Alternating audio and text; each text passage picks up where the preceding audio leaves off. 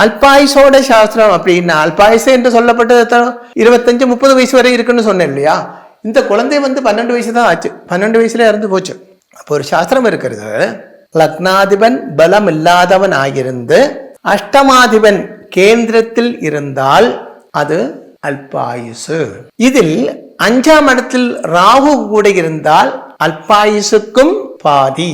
அப்படி சாஸ்திரம் புரிஞ்சிருக்கா? அதாவது லக்னத்துக்கு அதிபராக இருக்கப்பட்ட கிரகம் பலமில்லாதவனாக இருக்க வேண்டும். இங்கே லக்னத்துக்கு அதிபராக இருக்கப்பட்டது சந்திரன், கடக லக்னம், அதுக்கு அதிபன் சந்திரன் தான். ஆனா இங்க இந்த குழந்தையோட ஜாதகத்தில் சுக்லபட்ச சதுர்த்தியில தான் குழந்தை பிறந்திருக்கிறது. சுக்லபட்ச சதுர்த்தி அப்படி சொல்லியாச்சுன்னால் அமாவாசை தாண்டி 4வது நாள். அப்ப அமாவாசை தாண்டி 4வது நாள் என்று சொல்லும் பொழுது இந்த சந்திரனுக்கு பலம் இல்லை. சந்திரன் பாபகிரகம் தான், அதுக்கு பலம் இல்லை. சுருக்கமா லக்னாதிபன் பலஹீனனாக இருக்கிறது.